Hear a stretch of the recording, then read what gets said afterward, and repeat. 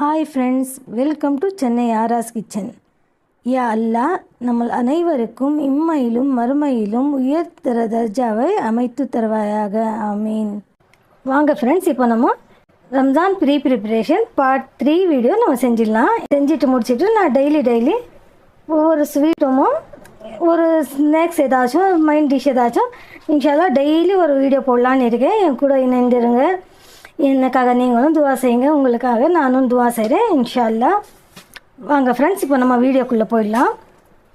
பாருங்கள், இப்போ வந்து 1 கிலோ இது கொத்துக்கறி வாங்கி வச்சுருக்கேன். ரம்ஜான்னாலே இந்த கொத்துக்கறி எல்லார் வீட்லேயுமே நிறைய போகும். ஏன்னா இது ரொம்ப யூஸ்ஃபுல்லான ஒரு விஷயம். இது இந்த 1 கிலோ கொத்துக்கறியை நான் 3 பாட்டம் நான் பிரிக்க போகிறேன். பாருங்கள், 3 பாட்டம் நான் பிரித்து வச்சுருவேன். பிரிச்சுட்டு ஒரு பாட் வந்து நான் ஷாமிக்காக அதுக்கு மசாலா போட்டு ஷாமி மாதிரி ரெடி பண்ணி வச்சுருவேன். இன்னொரு வந்து ஹீமா பால்ஸ்ன்னு சொல்லுவாங்க, ஹீமா உருண்டை, அதுக்காக நான் ஒரு பாட் நான் எடுத்துக்கிறேன். இன்னொரு பாட் வந்து சமோசாவுக்காக நான் தாளித்து ரெடியாக வச்சுருவேன். எப்போ நம்மளுக்கு வேணுமோ கொஞ்சமாக எடுத்துகிட்டு அதில் வெங்காயமும் வெஜிடபிளும் நம்ம கூட சேர்த்துட்டு நம்ம சமோசா செய்கிறதுக்கு ஈஸியாக இருக்கும். வாங்க எப்படி செய்யுதுன்னு பார்க்கலாம். பாருங்கள் ஃப்ரெண்ட்ஸ், நான் 3 பாட் எடுத்து வச்சுருந்தேன். இப்போ வந்து ஒரு பாட் எடுத்துக்கிட்டேன். இது வந்து ஷாமி செய்கிறதுக்காக நான் மசாலா சேர்க்க போகிறேன். என்னெல்லாம் தேவைன்னு பார்த்துக்கோங்க. இது அப்படியே நம்ம குக்கரில் வச்சு தான் செய்கிறோம். இது 1/4 கிலோக்கும் அதிகம். 1 கிலோவில் 3 பாகம் செஞ்சுருக்கீங்கன்னா கிட்டத்தட்ட 350 கிராம் அளவுக்கு இருக்கும். ஒரு 6 காஞ்ச மிளகா சேர்த்துக்கலாம். காஞ்ச மிளகா இந்த மாதிரி கிள்ளி சேர்த்துக்கலாம். 6 காஞ்ச மிளகாவை கிள்ளி சேர்த்துக்கலாம். இதை வந்து நான் அப்படியே குக்கரில் தான் போட போகிறேன். அப்புறமா ஒரு 10 பல் பூண்டு இருக்குது. நல்ல பெருசாக இருக்கிறதுனால 10 பல் இருக்குது. இல்லைன்னா உங்களுக்கு சின்ன இருந்தால் ஒரு கைக்குள்ளே அடங்குற மாதிரி நீங்கள் எடுத்துக்கோங்க. இது சேர்த்துக்கலாம். அப்புறமா கொஞ்சமாக மஞ்சள், அப்புறம் தேவையான அளவு உப்பு சேர்த்துக்கலாம். அப்புறமா கொஞ்சமாக நம்ம சோம்பு சேர்த்துக்கலாம். இந்த சோம்பு சேர்த்தா கொஞ்சம் டேஸ்ட்டு கொஞ்சம் டிஃப்ரென்ஸாக இருக்கும்.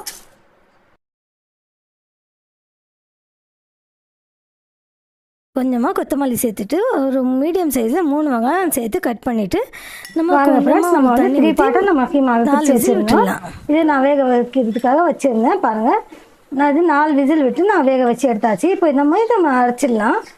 பாருங்கள் ஃப்ரெண்ட்ஸ், இப்போ நம்ம இந்த கைமாவே அரைச்சிட்டோம். இது ஷாமிக்கான மசாலா. இதில் நம்ம கடலை பருப்பு எதுவுமே சேர்க்கலை.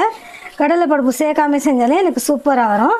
நம்மளுக்கு கொஞ்சம் இது கொஞ்சம் இதுவாக இருக்குது, கட்டியாக இல்லாமல் இருக்குது அப்படின்னு சொன்னால் இதில் வந்து கொஞ்சமாக வந்து சட்னி கடலை மாவு வந்து அரைச்சி வச்சுருப்பேன்.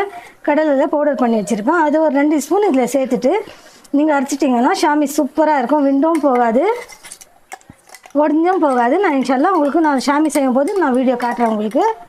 அவ்வளோதான் ஃப்ரெண்ட்ஸ், இது ஒரு என்னோடய டிப்ஸ். இது வந்து 2 நாளைக்கெல்லாம் வராது. ஷாமி வந்து எவ்வளோ நிறைய செஞ்சாலும் சீக்கிரமாக காலி ஆகிடும். அதனால் ஒரே ஒரு நாளில் இது நான் செஞ்சு முடிச்சிடுவேன்.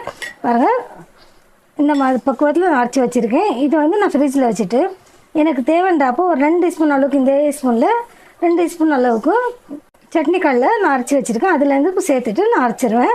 இப்போ உப்பு, காரம், மிளகு எல்லாம் இதில் சேர்த்தாச்சு. வெறும் அது சட்னி கடலை போட்டுட்டு நம்ம ரவுண்ட் ஷேப்லேயோ நம்ம இல்லை கட்லி ஷேப்போ நம்ம போட்டு நம்ம செஞ்சுக்கலாம். இதை வந்து நான் ஒரு பாக்ஸில் சேவ் பண்ணிக்கிறேன். ஹீமா பால்ஸுக்கு நான் சொன்ன மாதிரி தான் இதுவும் வந்து ஃப்ரிட்ஜில் வந்து 1 ஹவர் வச்சுட்டு எடுத்துகிட்டு செகண்ட் டோரில் வச்சுக்கலாம். ஒன்றுமே ஆகாது. நம்மளுக்கு எப்போ தேவையோ நம்ம பொரிக்கிறப்போ ஒரு அரை மணி நேரம் முன்னாடி வச்சுட்டு அரை மணி நேரம் முன்னாடி ஃப்ரிட்ஜில் எடுத்துகிட்டு நம்ம என்ன இதில் வந்து கடலை சேர்த்துட்டு நம்ம ஷாமி செஞ்சு எடுத்துக்கலாம். பாருங்க ஃப்ரெண்ட்ஸ், 3வது பாகத்தை வந்து நான் வந்து இந்த மாதிரி கைமாக்கு நான் குருமா மசாலா, அதாவது சேம் பிரியாணி மசாலா தான் செஞ்சு பண்ணியிருக்கேன். கொத்தமல்லி, புதினா, பட்டை, ஏலக்காய், லவங்கம், தக்காளி, ஒரே ஒரு தக்காளி, ஒரு லெமன், நல்லா ஒரு 2 ஸ்பூன் 3 ஸ்பூன் அளவுக்கு மிளகாய் தூள், 2 பச்சை மிளகாய் சேர்த்து நான் இந்த மாதிரி நான் செஞ்சு வச்சுருக்கேன். இது வந்து சமோசாக்காக நான் செஞ்சு வச்சுருக்கேன். இது 2 பாட்டாக இதுவே நான் பிரிச்சுருவேன். ஒரு பாட் வந்து எடுத்துகிட்டு இது கூட வந்து எவ்வளோ க்ரீமாக இருக்கும் அதே அளவுக்கு நான் வெங்காயம் சேர்த்துப்பேன். இன்னொரு பாட்டில் நான் வெஜிடபிள் சேர்த்துப்பேன். கொஞ்சம் கேரட்டு, கொஞ்சம் கொடை மிளகா, கொஞ்சம் வெங்காயம் சேர்த்து ஒரு டிஷ்ஷும், இதில் வெறும் வெங்காயம் சேர்த்து ஒரு டிஷ்ஷும் செஞ்சுப்பேன். இந்த மாதிரி இந்த மசாலா வந்து சமோசாவில் செஞ்சால் சூப்பராக இருக்கும். சாப்பிடும்போது எனக்கு கொஞ்சம் ஈஸியாக இருக்கும். இது ஆறுனதுக்கப்புறம் இந்த 2 பாக்ஸில் நான் சேர்த்து வச்சுருவேன். இது 2மே டிரான்ஸ்பரண்ட் பாக்ஸு தான். இது ஆறுனதுக்கப்புறம் சேர்த்துக்கலாம். பாருங்கள் ஃப்ரெண்ட்ஸ், இப்போ வந்து நான் கைமா உருண்டைக்காக மசாலா ரெடி பண்ணிகிட்டு இருக்கேன். ஹீமா பால்ஸ்ன்னு சொல்லுவாங்க. அதுக்கு வந்து 3 பச்சை மிளகாய் எடுத்திருக்கேன். 300 கிராம் அளவுக்கு கைமா இருக்குது. அதனால 3 பச்சை மிளகாய் இருக்குது. இந்த மாதிரி பெரிய பெரிய பீஸாக நம்ம கட் பண்ணி சேர்த்துக்கலாம். அப்புறம் வந்து 3 மீடியம் சைஸ் வெங்காயம் எடுத்திருக்கேன். அதுவும் பெரிய பெருசாக நம்ம சேர்த்துக்கலாம். அப்புறம் பெரிய பெருசாக இருக்குது பூண்டு ஒரு 7 பல் சேர்த்துருக்கேன். இஞ்சி சேர்க்க தேவையில்லை. அப்புறமா ஒரே ஒரு தக்காளி. நீங்கள் தக்காளி சேர்க்க வேணாம், நீங்கள் லெமன் சேர்க்குறீங்கனாலும் சேர்த்துக்கோங்க. நான் தக்காளி சேர்த்துப்பேன். ஒரே ஒரு தக்காளி சேர்த்துக்கலாம். அப்புறமா கொஞ்சம் கொத்தமல்லி இந்த மாதிரி கட் பண்ணி சேர்த்துக்கலாம். பாருங்கள் ஃப்ரெண்ட்ஸ், நான் போட்ட பச்சை மசாலாலாம் இந்த மாதிரி நான் குறைப்பாக கொஞ்சம் அரைச்சிட்டேன். இப்போ இதில் வந்து நம்ம நல்லாவே கீமாவை நல்லா நம்ம புழிஞ்சு சேர்த்துக்கலாம். தண்ணி கொஞ்சம் கூட இருக்கக்கூடாது. நல்லா புழிஞ்சு சேர்த்துக்கலாம். சேர்த்துட்டு இதை கொஞ்சம் நைஸாக அரைச்சி எடுத்துடலாம். இப்போ நம்ம மிக்ஸி ஜாரில் போட்டு நம்ம அரைச்சி எடுத்துட்டோம். இப்போ இதுக்கு தேவையான அளவு உப்பு சேர்த்துக்கலாம். பாருங்கள், இந்த தேவையான அளவு உப்பு சேர்த்துட்டோம். இப்போ வந்து ஒரு ஸ்பூன் வந்து அதில் ஆல்ரெடி நம்ம 3 பச்சை மிளகாய் போட்டிருக்கோம், அது போதாது. இப்போ வந்து காரத்துக்கு இன்னும் கொஞ்சம் நம்ம மிளகாய் தூள் சேர்த்துக்கலாம். இப்போ இதை நல்லா பிசைஞ்சிட்டு நம்ம எடுத்து வச்சிடலாம். நம்மளுக்கு எப்போ நம்ம செய்யணும்னு தோணுதோ அப்போ மட்டும் எடுத்துகிட்டு நம்ம சட்னி கல்ல பவுடர் பண்ணி வச்சுருக்கேன். அதுலேருந்து 2 ஸ்பூனோ 3 ஸ்பூனோ எவ்வளோ தேவையோ நம்ம அப்போது பிசைஞ்சிட்டு நம்ம செஞ்சுக்கலாம்.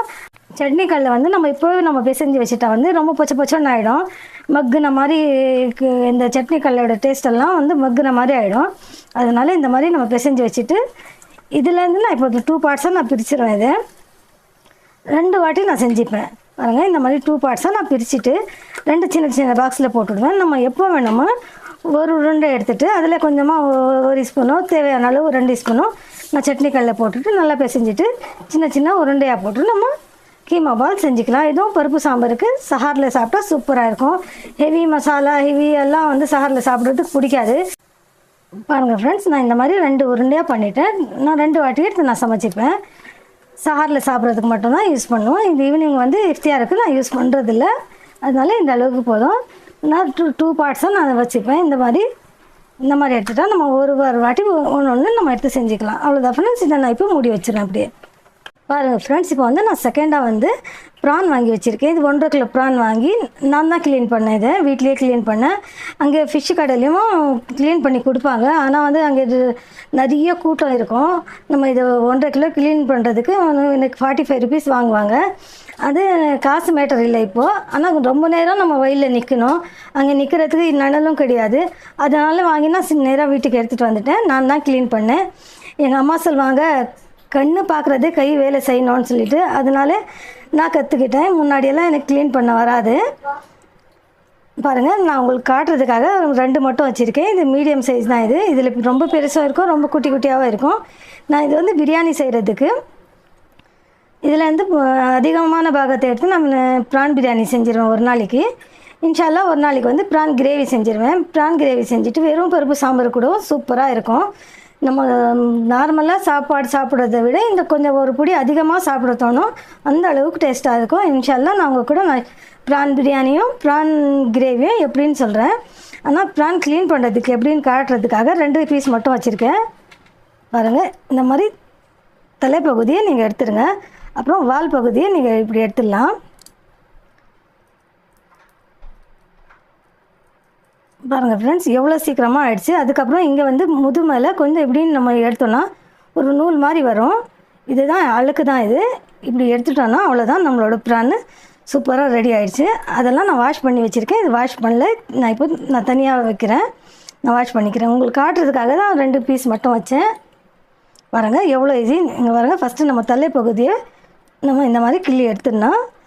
செகண்ட் நம்ம வால் பகுதியை நம்ம இப்படி கிள்ளி எடுத்துட்டோன்னா ஈஸியாக வந்துடும். அதுக்கப்புறம் நம்ம ஈஸியாக உரிச்சிடலாம். ரொம்ப வேலை கிடையாது. இது வேலைன்னு நினச்சிட்டு இருப்பாங்க, அதனால் பயந்துட்டு வாங்காமல் இருப்பாங்க.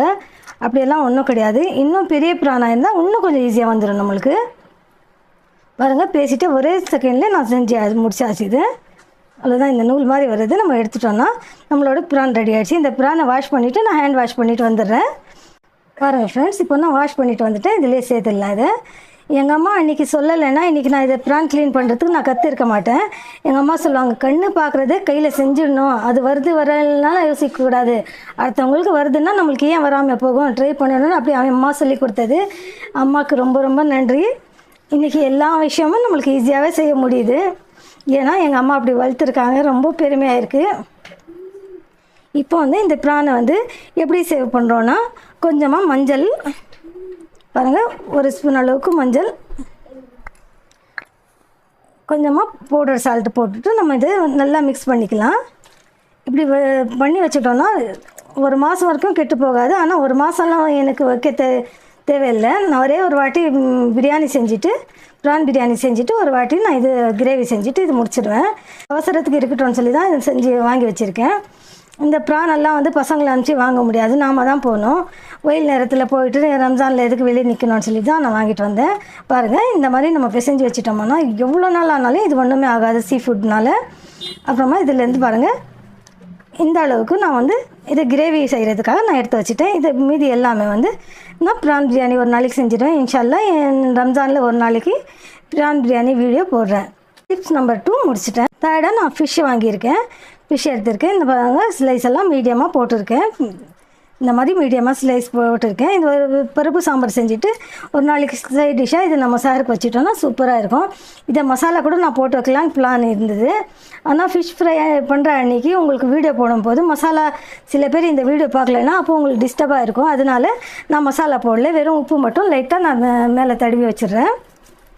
உப்பு போடலைனாலே ஒன்றும் கெட்டு போகாது. இது சீ ஃபுட்டெல்லாம் வந்து ரொம்ப நாளைக்கு ஒன்றுமே கெட்டு போகாது. சும்மா லைட்டாக நான் உப்பு மட்டும் போட்டுட்டு நான் இதை எடுத்து வச்சிடுறேன். இன்ஷால்லா நான் வந்து ஃபிஷ் ஃப்ரை எப்போ செய்கிறேன்னா அப்போ உங்களுக்கு மசாலா போட்டு காட்டுறேன். என்னோடய ஃபிஷ் ஃப்ரை எல்லாம் ரொம்ப சூப்பராக இருக்கும். இன்ஷால்லா நீங்கள் என் கூட இணைந்துருங்க. நான் ஃபிஷ் ஃப்ரை செய்யும் போது மசாலா போட்டு உங்களுக்கு காட்டுறேன். பாருங்கள் ஃப்ரெண்ட்ஸ், இப்போ வந்து அடுத்ததான் வந்து கொஞ்சமாக போன்லெஸ் கறி எடுத்திருக்கேன். இந்த கறியை வந்து ஃப்ரை தான் பண்ண போகிறேன். இதில் ஃப்ரை பண்ணிவிட்டு இது ஒரு நாளைக்கு நம்ம சஹருக்கு நம்மளுக்கு ஈஸியாக இருக்கும். இது எப்படி பண்ணுறது, இதை ஃப்ரை பண்ணி மசாலா போட்டுட்டு நான் இந்த பாக்ஸில் சேவ் பண்ணி வச்சுருப்பேன். இப்போ நம்ம மசாலாவை இதுக்காக மிக்ஸ் பண்ணிக்கலாம். பாருங்கள், 1/4 கிலோ தான் இருக்குது, அதனால் இந்த அளவுக்கு போதும் நம்மளுக்கு இஞ்சி பூண்டு. அப்புறமா 1 ஸ்பூன் பெப்பர் பவுடர், 1/4 ஸ்பூன் மஞ்சள் தூள், ஒரு 1/2 ஸ்பூன் அளவுக்கு மிளகாத்தூள், ஒரு 1/4 ஸ்பூன் கரம் மசாலா, 1 ஸ்பூன் அளவுக்கு சோம்பு பவுடர் போடுறேன். இந்த சோம்பு பவுடர் போடுறதுனால நம்மளுக்கு கொஞ்சம் டேஸ்ட் டிஃப்ரென்ஸாக இருக்கும், சூப்பராக இருக்கும். அப்புறம் 1 ஸ்பூன் அளவுக்கு கார்ன்ஃப்ளவர் போடுறேன். ஏன்னா 1/4 கிலோ தான் இருக்குது, அதனால் 1 ஸ்பூன் போதும். அப்புறமா இதே ஸ்பூனில் 1 ஸ்பூன் அளவுக்கு கர்டு சேர்த்துக்கலாம். 1/4 கிலோனா 1 ஸ்பூன் போதும். 1/2 கிலோனா 2 ஸ்பூன் எடுத்துக்கோங்க. 1 கிலோனா 4 ஸ்பூன் எடுத்துக்கோங்க. இதில் நம்ம தண்ணி சேர்க்கக்கூடாது. தேவையான அளவு உப்பு சேர்த்துக்கலாம். இப்போ வந்து கொஞ்சமாக கடைசியாக கொஞ்சமாக ரெட் கலர் ஃபுட் கலரு சேர்த்துக்கலாம். இப்போ பாருங்கள், ஒரு 1/2 ஸ்பூன் எண்ணெய் சேர்த்துக்கலாம். எண்ணெய் சேர்த்துட்டு நல்லா மிக்ஸ் பண்ணிடலாங்க.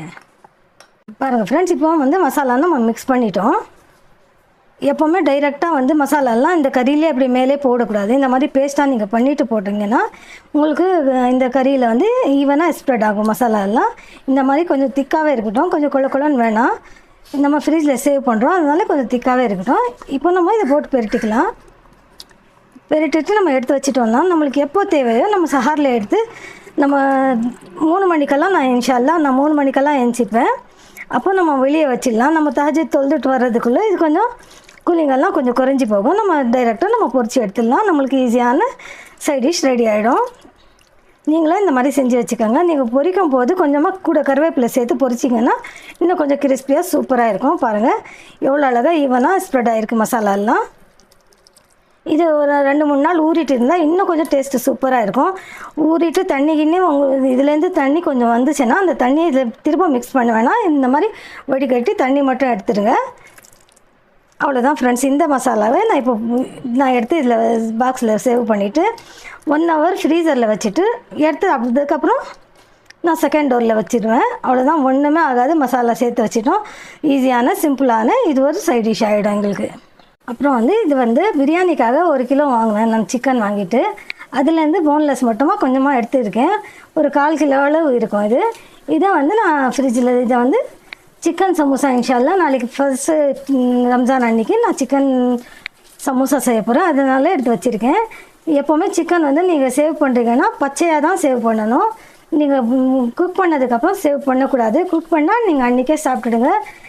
நிறைய கேள்விப்பட்டிருக்கோம் சிக்கன் வந்து பழசு சாப்பிடக்கூடாதுன்னு. நம்ம எதுக்குமே நம்ம கொஞ்சம் உஷாராகவே இருந்துக்கலாம்.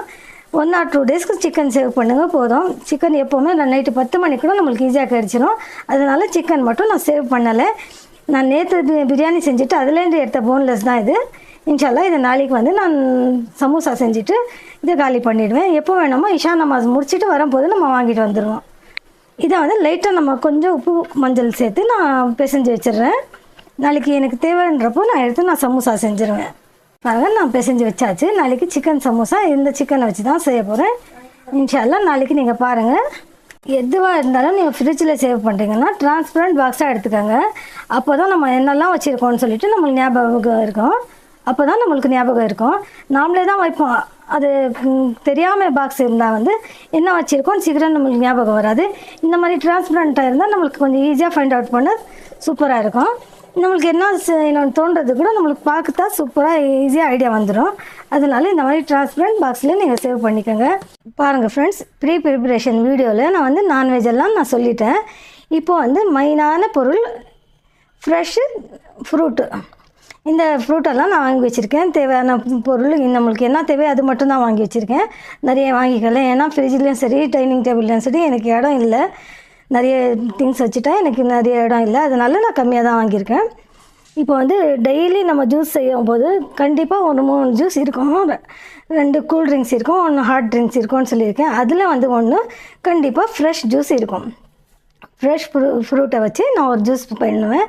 ஒரு நாளைக்கு இந்த சாத்துக்குடி வச்சு ஒரு ஜூஸு, ஒரு நாளைக்கு சப்போட்டா, ஒரு நாளைக்கு ஆப்பிள், ஒரு நாளைக்கு மாதுளம், ஒரு நாளைக்கு கிர்னி பழம், ஒரு நாளைக்கு பப்பாயா, ஒரு நாளைக்கு கிரேப்ஸு. இந்த மாதிரி டெய்லி ஒரு ஃப்ரெஷ் ஜூஸ் வச்சுப்பேன். இந்த மாதிரி நீங்களும் வாங்கி வச்சுக்கோங்க. இது மாஷல்லா ரம்ஜான் நேரத்தில் நம்மளுக்கு சீசன் போல் ரொம்ப விலை கம்மியாக இருக்குது. அவ்வளோதான் ஃப்ரெண்ட்ஸ், என்னோட இந்த ப்ரிப்பரேஷன் வீடியோ முடிச்சிட்டேன். இன்ஷால்லா நாளைக்கு ஃப்ரெஷ்ஷாக டெய்லி அன்றைக்கி செய்கிறது அன்றைக்கே நான் போடலான்னு இருக்கேன். எனக்காக நீங்களும் துவா செய்யுங்க. உங்களுக்காக நானும் துவா செய்கிறேன்.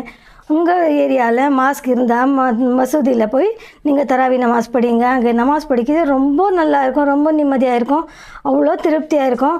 அவ்வளோதான் ஃப்ரெண்ட்ஸ், இந்த வீடியோ உங்களுக்கு பிடிச்சிருந்தா என் வீடியோவை லைக் பண்ணுங்கள், ஷேர் பண்ணுங்கள், கமெண்ட் பண்ணுங்கள். ஃபஸ்ட் டைம் பார்க்குறீங்கன்னா சப்ஸ்கிரைப் பண்ணுங்கள். தேங்க்யூ.